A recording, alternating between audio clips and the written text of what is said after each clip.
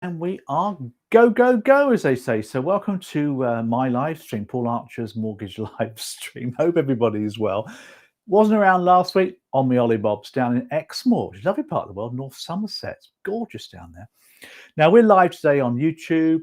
We're live over on Facebook as well. We got you live to the Facebook system as well. So, all is working really quite well there, hopefully, as well. So things are moving along nicely. So we're live, all working well, all looking good at this stage. So hope everybody's well. I'm going to be talking today about a few concepts with you, really, a few ideas coming our way, looking at modern monetary theory, and we're also looking at tenure as well, land tenure that presupposes in Scotland as well. So some good stuff coming your way as well. As always, bit of an update for you on the market, see how things are going. Hopefully we've come through now on the Facebook page. We've got a boot campers only page, but we're also putting out to the Facebook business page as well. So I'm going to make a big start on my first big topic for you today, which is what we call MMT, or modern monetarist theory, which is a bit of a technical one for you. It's a bit of an update on your fiscal versus monetarist policies that you would have picked up from CMAT 1. But this actually has quite a few impacts for mortgage advisors. And that's where I want to go to with you on this topic. So let me just switch over then to the whiteboard. So let's hit that button, go over to our whiteboard here, which is where we tend to present mostly from, don't we, on our training. So modern monetarist theory. Let's get into this. Let's simplify this and tell you what it's all about. Now, I'm going to call it MMT because it's a jolly easier way of spelling it, but it's called modern monetarist theory, which is all about monetarism, but in a modern way. Now, for those of you that know about modern, I'll write it up there for you because it's really cool, isn't it? Modern, obviously up to date, monetarist, theory is what we're talking about. Now, those of you that are familiar with your CMAP and economics and all that kind of stuff know that when it comes to running an economy, a government will choose either a fiscal method of running economy or a monetarist method. Most tend to use monetarists. So there's the monetarists, they call themselves, or fiscal people, they sometimes call themselves as well. Now, fiscal's kind of at its day, but it's coming back a little bit, really. Monetarism has been dominating since the early 1980s when inflation took off and it needed to be contained. And that's the whole point, because the monetarists are all about shrinking the money supply. You've got this supply of money in the economy, and if you shrink this, it dampens the economy and stops things from blowing over, stops inflation, it contains everything. And when you want to expand it again, you just increase money supply as well. So it's all about raising interest rates and containing inflation, really. That's where it comes from. Now, fiscal's differently. Fiscal policy is where a government will turn the taps on for spending and turn the spending taps off as well.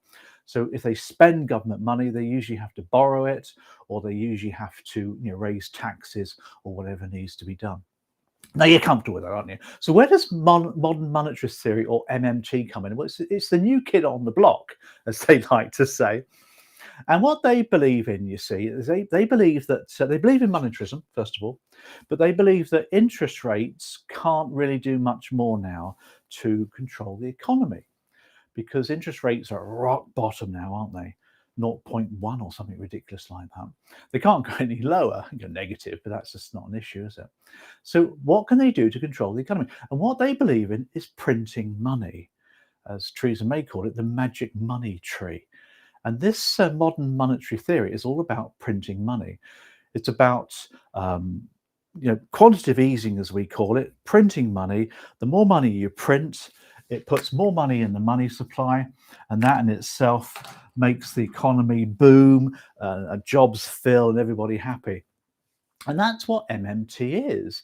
And if you look at the numbers, the Bank of England have been at this for the last decade. I mean, during COVID, the numbers for which I checked out this morning, they printed just under £300 billion, the British government, during COVID. They've printed that money. Well, it's digital printing, of course. It's not like printing press. It's digitally printing. So given the Bank of England £300 billion pounds of free money, and Bank of England have just gone along and bought government bonds with that. So the government basically borrowed 300 billion by printing the money to pay for the borrowing. And that's a crazy notion if you think about it. And all that's done is expanded the money supply. It's made it bigger. Now, over the last decade, and I looked at these figures this morning, the UK government or the Bank of England have printed, let's get the right figure right, 895 billion pounds. That's almost 1,000 billion. I mean, that's a trillion, isn't it? That's a lot of money. They've printed it, put it into the Bank of England's bank account effectively. The Bank of England use that to buy government bonds. That's how they do it. So the government issue bonds, as you know, gilts to finance their spending. The Bank of England buys these bonds with printed money, and everyone's a winner. And that's what's been happening, which is great. And that's modern monetarist theory. Print as much money as you want and then use it to buy stuff, spend things to increase the economy. And if you think about it, the inflation or the recession that we were supposed to have with COVID never really happened because the government financed us out of it. But there lieth the problem, because there's two problems really. First of all, the government financed us out of the recession that was supposed to happen by giving people money effectively. Furlough as an example, bounce back loan money, all sorts of spending here, there and everywhere. It's just put the money back in the economy. It's just enhanced the money supply. So what that's done, of course, you can think about it, is it's affected the problem here called inflation. Because the only restraint on modern monetarism, printing money, is inflation. If inflation starts to take off, you've got to stop printing money. And of course, if you increase the money supply by printing money, inflation will start to take off. Because what's happening, if you think about logic, is there's more money swishing around. There's more money in people's pockets. Coming out of COVID now, businesses and consumers are awash with cash. There's loads of money there and people are spending it. They're spending it on buildings, they're spending it on cars, on holidays, they're going away now they're allowed to, they're going out to restaurants and spending it and spending it and spending it. And that's obviously doing great for the economy. But it's also affecting inflation, because as demand for products and services goes up and the supply of products and services remains fairly stable, that will cause inflation because prices will go up. Demand's high, supply is restricted, prices go up. Inflation's trickling upwards. We've seen it. Now, a lot of people are blaming it on supply side problems. Talk about the gas, for example, talk about transportation across the world, tankers, etc. Gas prices have rocketed, haven't they? Builder prices have rocketed because there's a supply problem. We can't ship stuff across the world so quickly now. Hence, there's a problem with supply. Supply being problematic causes inflation, causes prices going up. And gas has trebled in price because of that, because people have restricted supply. Now, that's only temporary. That's only temporary because they'll fix the supply problems. They will. The government will help in a certain way, but the economies will fix supply problems. But the underlying problem is still there. I don't think it's temporary inflation. Take a look at the numbers. They're edging upwards. I don't think it's temporary, and I'll tell you why. Because people and businesses are awash with cash. We're spending it quite happily at the moment. We've come out of COVID now. Vaccines helped us do that. And the economy is starting to boom quite nicely. There's shortage of staff in certain sectors and industries. There's a shortage of equipment and all sorts of things, which causes prices. As prices start to go up, what happens? People want pay rises. People put their prices up. People want pay rises from their employment. Therefore, of course, salaries go up. And the company that pays those increased salaries then has to increase their prices to pay for it, and that's causing inflation. And it's starting to get a bit of momentum. Anyway, Bank of England has stopped printing money now because we don't want. And they're thinking now of, guess what? Putting up interest rates. Old Bailey said in November they might put them up, because they will. Because as you can appreciate, inflation's starting to rise out of control. The economy's booming far quicker than the government ever thought. So anyway, look at the messages for mortgage advisors. That's the key thing here, isn't it? Mortgage advisors. We lend money on mortgages. Now think about it. Inflation is probably quite good for mortgage advisors. It's probably our friend. Think about it. Inflation erodes debt. It makes debt less of a burden. Of course, a mortgage is a jolly big debt that we encourage people to take out. It might be 100,000, 200,000. If there's inflation over a period of time, that will just erode the value of the debt, which is a good thing. Most people's mortgages from the 80s and 90s have been eroded by inflation. My mum and dad's first mortgage was £8,500 in the mid-80s. Nothing now, if you think about it. Back in the mid-80s, there was a lot of money. Anyway, so inflation kills debt. Inflation has a great effect on assets. Stocks and shares, one example, but property. Properties go up in value because of inflation. And property is one of the best tax-free investments you can have. So, yeah, pretty good stuff, isn't it? So you think about it, it's our friend. But on the other hand, interest rates going upwards are not our friend. I don't think there's anyone's friend. So we look at fixed rate mortgages maybe to fix people for a period of time. Talk to your customers, let them know what's happening. You're not an economist, but you should have enough understanding of how interest rates are moving. Talk to your customers, let them know what's going on. Look at fixed rates. Maybe take a look at a 5-year, maybe a longer term fixed rate. I know the remortgage cycle gets shrunk a bit for you, but hey, charge a fee just to maintain the client's account every year. There's no big deal there. You can monitor it, keep an eye on them, and keep in touch. There's nothing wrong with that. Other professionals do that as well. But look at 5, maybe plus year fixing, because interest rates will start to rise. Now, whether we blame that on the modern monetarists, the Bank of England printing almost £1 trillion in the last decade, we haven't had inflation to worry about, have we? We are now, and I can see this causing possibly some issues for the economy in a few years' time. We may therefore have to do something about that money supply. We've expanded too much, we've printed money. Now maybe we need to shrink it, higher interest rates, buy back bonds, that sort of thing. And that ultimately may cause recession. So plan for that as well in the next 3 to 4 years, because we didn't have one during COVID. We should have done, but the government put a sticky plaster over it by spending 300 billion and giving it back to us, really. We will have one in 3 or 4 years' time. So plan for that is the key to that. So a little message there on MMT. Hope you found that useful. Well done. Bye. Great. Nice little topic, that one, wasn't it? Just to keep you up to date on things again. I don't think we are economists with clients, and we mustn't pretend to be so. But if you're going to be keeping in touch with clients over a long period of time, updating them on things from mortgages, all things debt, all things mortgages, we're not financial advisors. You may want to become one day. Might be a good career route for you. If you find that stuff interesting, that could well be one for yourself as well. Anyway, hope you're well. Hope you're keeping all right. Hope you're enjoying your mortgage market if you're new to it or you're established. It's a great market to be in. Lots going on as well. Lots of lending. Loads of money to lend at the moment. Some really cheap money. All that money the government gave us, by the way, in the form of furloughing and bounce back lending and all the money that we didn't spend because we were off or stuck indoors for 6 months. It's all in our pockets. It's all been lent. That's in banks' deposit accounts and current accounts. And of course, banks have got that for free virtually. That's why they need to lend money really quickly at the moment. That's why there's lots of cheap cash around from banks and retail lenders. Let's get into another topic for you. Finish off our live stream today.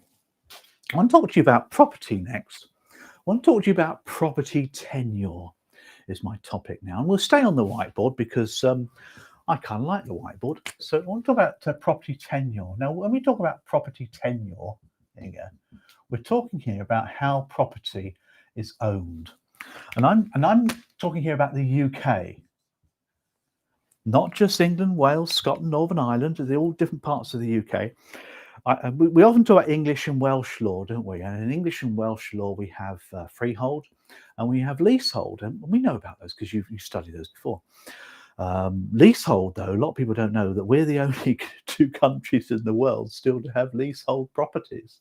Nobody else has it anymore, which tells me there's something wrong with it. And there is, because it's awful. It's a thing of the past. It should be gone. But we still hang on to it. And I'll tell you why in a second or two. So England and Wales has leasehold and freehold. In Scotland, it's very different and better, actually, if I might be so bold to say so. And people might want to sort of comment on that one, but that's entirely up to you. The Scots law, when it comes to property, is very different for those of you studying your CMAPs north of the border. In fact, if you're not even north of the border, you should understand how Scots law works, because nowadays you have clients from all over the UK, so you should know how it works, really. Now, in Scotland, they have very, very little, if any at all, leasehold. They have what's called absolute or outright ownership. So here we're talking about Scots law. Scots law. Now in Scotland, as I mentioned to you, they have what's called outright or absolute ownership. Absolute, let's put that up there for you so you can see that. Ownership. They got rid of freehold a few years ago, which is a bit ancient really. And they have this thing called outright or absolute ownership, which means you own the thing forever. You know, there's no term of ownership or any of that palaver. You own it forever. Obviously, for freehold properties, that's easy to see. But when you talk about a flat or an apartment, owning that flat and apartment forever is great. But the big problem there, of course, is how then do you handle the common parts in an apartment or flat? If everybody owns their bit forever, who owns the lift shaft? Who owns the the hallway? And that's the problem, of course, that lenders need to overcome. And I'll explain to you how it works. Now, in Scotland, they have this wonderful concept called tenement flats, tenements. Now, a tenement flat, let's put a little title over here for you, is very much unique to Scotland. They do have them in New York, Brazil as well, I believe. But a tenement is something you might have come across, and I'm going to tell you a bit more about that, and then I'll explain how it all works. Now, a tenement block is pretty much a flat or an apartment block, mostly in Edinburgh and Glasgow. We've been looking at properties in Edinburgh. Daughter lives in Edinburgh at the moment, and we're thinking maybe getting an Airbnb at some point. And they're all tenement blocks, and these always used to intrigue me what they were about. Now, they're pretty much historical, and they were built in the past to mass the houses, or or house the masses, I should say, not mass the houses. It's a funny way of looking at it. To house the masses. It was the industrial revolution who drove people into the cities. They needed to house them, so they built tenement blocks. Loads in Glasgow and quite a few in Edinburgh. Of course, Edinburgh, they started building them much, much before. And they were pretty much built as a house on top of another house. That's how they kind of started off. So if you take a look at the picture of an apartment block here, here's a tenement block for you. No taller normally than 3 to 5 stories high maximum. They tended to be built to correspond to the width of the road. So the width of the road equated to the height of the building. It's quite a quaint way of looking at it, isn't it? But they were built as properties separated by the horizontal. So you see I've got 4 tenements, as they're known.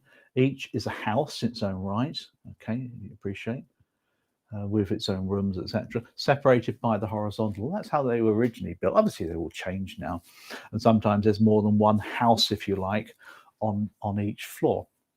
But they're built as blocks. You don't get like great rows of these things. We do, but they're kind of connected blocks, if you like, along a row.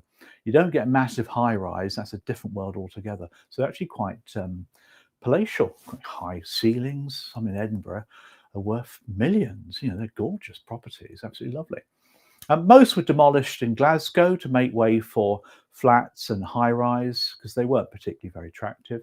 But the ones remaining are very desirable and easily mortgageable as well. So that's your tenement, really. That's pretty much how it works. Now, when it comes to how it's owned, they are owned as outright or absolute ownership. They don't have leasehold, as I said to you.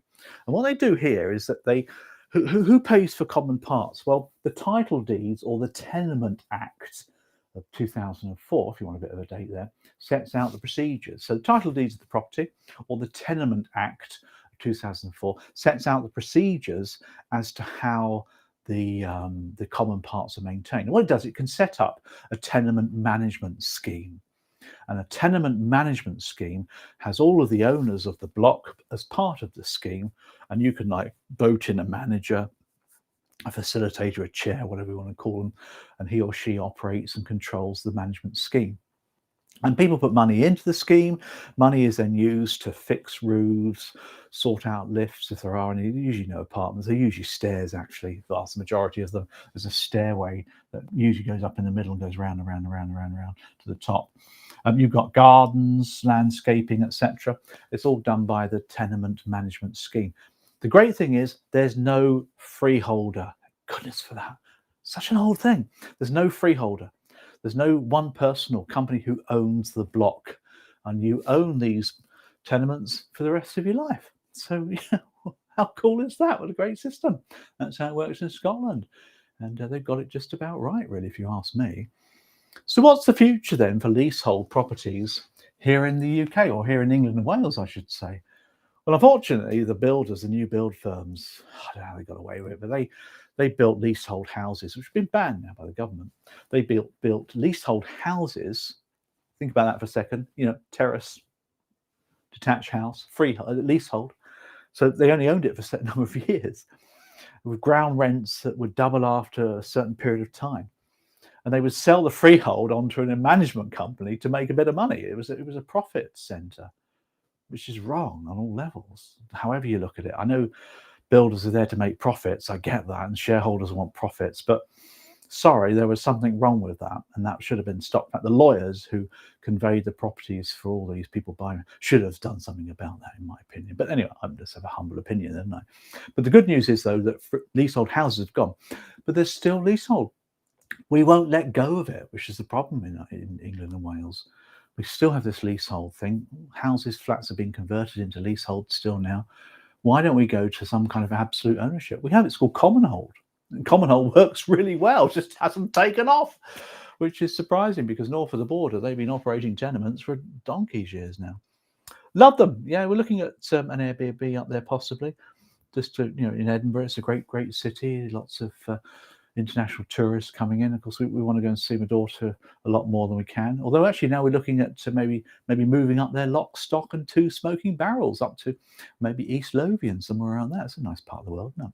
So we'll probably buy an absolute outright ownership property. So that's an update for you on property tenure. Message really, if you don't know much about Scots law, then learn about it. We've got loads of videos on the topic.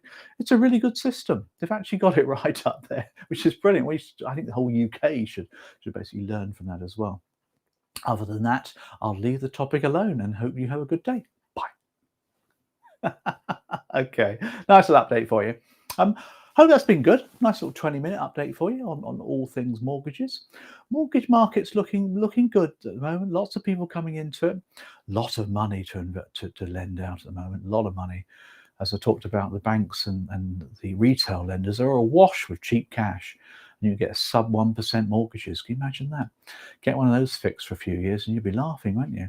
A lot of equity release money is cheap as well. So lots of cheap money to lend at the moment. But interest rates will start to trickle upwards next year, especially as well. So you need to look out for that one. Lots going on in the mortgage market as well. Lots happening. So all good news for everybody, really. We'll be back next week on a live stream. We've got CMAP boot camps going on at the moment. We've got our Sales Skills Academy, which is very popular actually. A lot of people now set themselves up as mortgage advisors, mortgage brokers, network member or whatever it is. It's great. But of course, you do need to run a business. You do need to have some element of sales skills, advisory skills to help you do the job. Passing CMAP's ain't just the first start. So a lot of people on that, which is great to see as well. Enjoying that type of things. Lots of corporate work going on as well. We're operating from the studios here full time pretty much, giving people what they're looking for. So I think I just switch over now to my other screen so I can say goodbye to you on the background here. We'll be here live again next week. Hope you have a great week, and let's go offline. See you soon. Bye.